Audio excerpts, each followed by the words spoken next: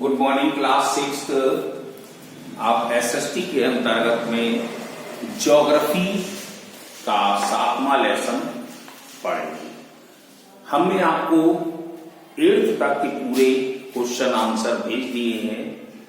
आपकी geography question answer से हमने खत्म कर दी। अब उसके बाद हिस्ट्री भी नंबर लगाएंगे, लेकिन अब समय है तो हम उसको पढ़ भी सकते हैं।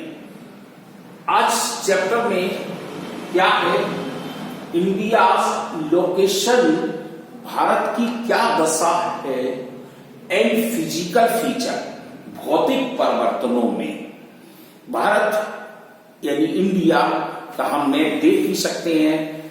आपकी बुक में है इंडिया का मैप। इसमें आप सभी स्टेट के बारे में जानकारी रख रहे हैं, तो इसके अंदर में ये पूछ रहा है इसकी फिजिकल फीचर क्या है, लोकेशन क्या है।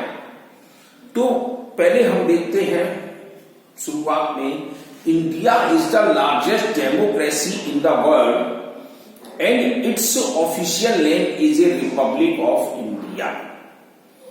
भारत एक कैसा देश है, डेमोक्रेसी, यानी कि यहां पर सभी जातियों के लोग रहते हैं, सभी को अपना अपना पूर्ण अधिकार है, तो उसको हम डेमोक्रेटिक कंट्री के नाम से भी जानते हैं। यहां पर ये नहीं कि जितनी भी वर्ल्ड में प्रजातियां हैं, लोग रहते हैं, वो यहां पर निवास कर सकते हैं, अपना अपना एक लक्ष्य साध सकते हैं, तो डेमोक्रेटिक, तो इसी का नाम कर दिया रिपब्लिक ऑफ इंडिया। अब उसने क्वेश्चन दिया है कि India has one of the few ancient civilization in the world. Bharat में भी पुरानी से पुरानी सभ्यताएं चली, जिसमें आपने पढ़ी होगी मोहनजोदाड़ो सिविलाइजेशन, हड़प्पा कल्चर की। तो ये क्या है, तो ये सांस्कृतिक हमारी धरोहर है, यानी कि जो हमारे म्यूजियम में रखी जाती है वो चीजें, वो हमारे हिंदुस्तान में है। हर एक सभ्यता का, हर एक कल्चर का हमारे यहां योग है। तो ये सिविलाइजेशंस हमारी कब तक चली, अब जैसे देखिए उसने फिर बोला है इंडिया बिकम इंडिपेंडेंस कंट्री, अब ये स्वतंत्र देश बन गया, पहले ये अंग्रेजों का गुलाम था। 15 अगस्त 1947 को ये देश स्वतंत्र हो गया। तो लिखा है कि 15 अगस्त 1947 एंड बिकम, अभी हमने गणतंत्र दिवस मनाया 26 जनवरी को, एंड रिपब्लिक कब हुआ, 26 जनवरी 1950, यानी 26 जनवरी 1950 को हमारा संविधान पूर्ण रूप से लागू हो गया था। तो तब से हमारा गणतंत्र दिवस मनाया जाने लगा। तो दो हमारे फेस्टिवल थे, नेशनल फेस्टिवल, 15 अगस्त एंड 26 जनवरी, लेकिन तीसरा और भी हम मनाते हैं 2 अक्टूबर, गांधी जयंती के रूप में। लेकिन यहां पर केवल हमारी रिपब्लिक ऑफ इंडिया के बारे में बातचीत हो रही है। अब जैसे इसके लोकेशन में देखते हैं हम, India lies in the north east hemisphere, तो ये हमारा भारत उत्तर पूर्वी दिशा में आता है हेमिस्फीयर में। इक्वेटर लाइन जो था बांटा था, तो हम देखते थे इक्वेटर लाइन से हम लोग पिछले चैप्टर में मैंने बताया था 23.5 डिग्री से शुरू होते हैं, और वो हमारे उत्तर डायरेक्शन में होगा, नॉर्थ पोल डायरेक्शन में।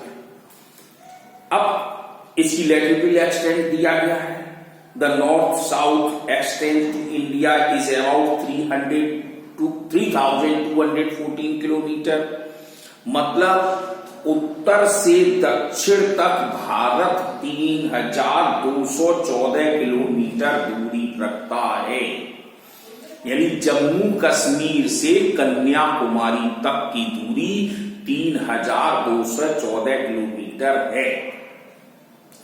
अब the mainlands of India extend roundly between 8 degree 4 north latitude in the north, उत्तर के जो पोल है। अब इसमें Tropic of Cancer, Tropic of Capricorn बांटे गए थे इक्वेटर लाइंस में, फिर उसके बाद हमारे फ्रिगेट और जॉन आते हैं, तो उसमें हमारा कह रहा है कि 8 डिग्री 4 नॉर्थ लैटिट्यूड से साउथ की तरफ है। वो कितना है? 37 degree 6 north latitude in the north and between 68 degree 7 east longitude. अब जो हमारा ध्रुव होता है जिसमें हम टाइम देखते हैं, टाइमिंग हमारा GMT टाइम से चलता है, ग्रीनविच मीन टाइम से। जहां पर हम हिंदुस्तान में 5.5 घंटे 5 hour 13 minutes Greenwich mean time से प्लस में है, ज्यादा में है, और अमेरिका लेस में मतलब कम में है। ऑस्ट्रेलिया हमसे भी ज्यादा है, यानी करीबन 10 आवर्स के लगभग है, 10 घंटे हमसे, यानी कि 5.5 घंटे हम आगे हैं, तो वो करीबन 10 घंटे के लगभग है। अब कैसे टाइम निकाला? अब आपने देखा कि बंगाल में हम, यानी कि बांग्लादेश में जाते हैं तो आधा घंटा प्लस में, जैसे हमारे यहां अभी 2:30 बज रहा है तो वहां पर 3 बज रहा होगा। पाकिस्तान में जाएंगे हम तो टाइम हमारे 2:30 बज रहा है तो वहां पर 2 बज रहा होगा, मतलब आधा घंटा वो हमसे पीछे है और बांग्लादेश हमसे आगे। तो ये GMT टाइम से चलता है।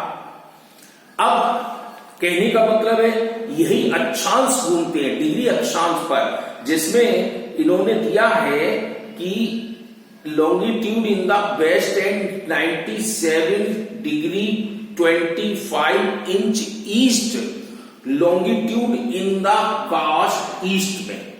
तो ट्रॉपिक ऑफ कैंकर अभी जो मैंने बोला था 23 डिग्री नॉर्थ पर, 23 डिग्री नॉर्थ से शुरू करते हैं, passes almost half way through the country, हमारे देश से गुजरी है। द लैटिट्यूडनल, और ये बता दें हम आपको, भोपाल MP है, MP मध्य प्रदेश, वहां से गुजरी है ये लाइन। तो latitudinal and the latitude extend India approximately same the nearly 30 degree पे है the north part of the India border then the southern part, यानी कि इंडिया के पूरा उत्तर दक्षिण से शुरू होकर उत्तर के हिसाब से 30 डिग्री के अंतर्गत पे आ जाते हैं। अब ये चीज तो आप सामने होते तो हम आपको क्लियर और स्टडी करते इसमें है क्या। अब देखो इसने कह दिया है time, the sun rises in the eastern part about 2 hours earlier than the western part, हमारे यहां 2 घंटे पहले सूर्य निकलता है। However the order to the being uniformly time in a whole country, देश में India observe the Indian standard time IST, और हमने बोला था GMT से, तो देखो ये भी आ रहा है GMT IST में विच इज 5/1/2 आवर्स, यानी 5.5 घंटे अहेड ऑफ द GMT, यानी ग्रीनविच मीन टाइम से हम 5.5 घंटे प्लस में हैं। ये आपको बोला पहले ही बोल दिया कि हम 5.5 घंटे से हमारा GMT टाइम से चलता है, और IST टाइम हमारा होता है इंडियन स्टैंडर्ड टाइम। अब भारत को बांटा कैसे गया है, तो इसमें 29 स्टेट, 7 यूनियन टेरिटरी, अब तो बढ़ गए यूनियन टेरिटरी, 9 हो गए हैं। जो आपको मालूम पड़ा होगा, जम्मू एंड कश्मीर जो पहले राज्य था उसको राज्य का दर्जा छोड़कर एक यूनियन टेरिटरी बना दिया और एक लद्दाख बना दिया उन्होंने, तो 2 यूनियन टेरिटरी हो गए हैं, तो 9 हो गए। स्टेट एक कम हो गया, जो स्टेट जम्मू एंड कश्मीर को स्टेट का दर्जा देने दिया जा रहा था वो कम कर दिया, तो 28 स्टेट रह गई। अब नई मुद्दे जो और आएंगी 2 साल बाद आप उसमें देखने को मिल जाएगा। अब देखते हैं क्या है। India is divided into 29 state and 7 union territory, ये तो बुक के अकॉर्डिंग पढ़ रहे हैं। The division of the being done mainly in the basis of language, spoken different areas. The Union Territory of Delhi is also is national capital region. अब दिल्ली को भी एक संघ शासित प्रदेश के नाम से जाना गया, यूनियन टेरिटरी के नाम से। हम लोग रहते हैं उत्तर प्रदेश में, तो ये एक स्टेट है। पहले उत्तर प्रदेश का स्टेट आप देखो, उत्तराखंड जो बना है वो उत्तर प्रदेश का ही था, तो स्टेट टूट गया, तो दो स्टेट बन गए एक स्टेट से। ऐसे ही हमारे बिहार में भी हुआ, मध्य प्रदेश में भी हुआ, तो ऐसे ही टूटते गए हिस्से, उससे स्टेट बनते गए। अभी आपने हाल फिलहाल में देखा हुआ हमारे आंध्र प्रदेश में एक टूटा तेलंगाना, ये तो आपके समझ में ही है, क्योंकि अभी अभी इसी साल पिछली साल से टूटा है।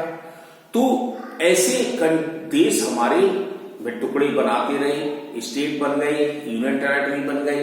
तो लेकिन दिल्ली को जो है पूर्ण राज्य का दर्जा नहीं है, ये यूनियन टेरिटरी का भी काम करता है। यूनियन टेरिटरी को कहते हैं संघ शासित प्रदेश और स्टेट राज्य। अब द नेबरिंग कंट्री, अब हमारी पड़ोसी देश भी है, पाकिस्तान, अफगानिस्तान, चाइना, नेपाल, भूटान, बांग्लादेश, म्यांमार। अब देखो उन्होंने बोला है, हमने आपको क्वेश्चन में लिखा था पाकिस्तान एंड अफगानिस्तान कहां पर है, नॉर्थ वेस्ट में, उत्तर पश्चिम में। चाइना, नेपाल एंड भूटान कहां पर है, ठीक टॉप पर, ऊपर नॉर्थ पर है।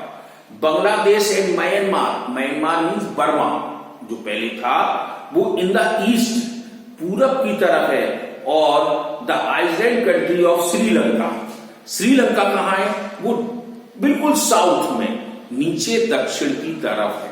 तो ये हमारे पड़ोसी देश है। अब क्वेश्चन है कि फिजिकल डिवीजन क्या है भारत की। तो फिजिकल डिवीजन में आप देख सकते हैं नॉर्थर्न माउंटेन आती हैं, नॉर्थर्न प्लेन भी है, पेनिनसुलर प्लेट्यू है, सेंट्रल प्लेन है, ग्रेट इंडियन डेजर्ट भी है। डेजर्ट का नाम हमारे यहाँ थार डेजर्ट है, जो राजस्थान से निकलकर पाकिस्तान तक गया है। एंड द आइलैंड, दो आइलैंड भी हमारे, अंडमान एंड लक्षद्वीप, अंडमान निकोबार एंड लक्षद्वीप, दो आइलैंड भी है।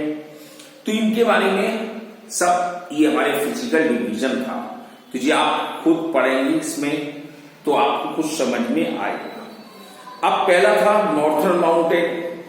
अब हम लोग पढ़ते हैं माउंट एवरेस्ट। माउंट एवरेस्ट जो सबसे ऊंची है, 8,848 मीटर ऊंची चोटी बनी है।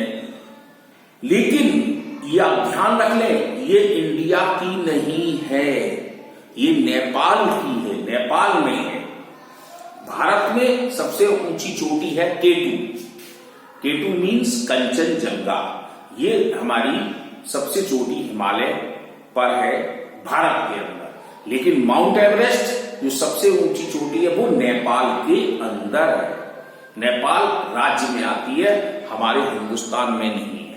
ये आप लोग कंफ्यूजन में पड़ जाते हैं कभी कभार, तो इस किताब में आप पढ़ोगे तो समझ में आ जाएगा। अब दूसरा है हिमालयन रेंज में। हिमालय रेंज में हमारी हिमाद्री, हिमाचल और शिमला, ये हमारे दो स्टेट। हिमाचल में बर्फ हिमालय पर ही पूरा बसा हुआ है, तो आप इसको देखें, पढ़ लें। तो शॉर्ट में हमने आपको हिंट दे दी है कि कैसे किसको क्या करना है।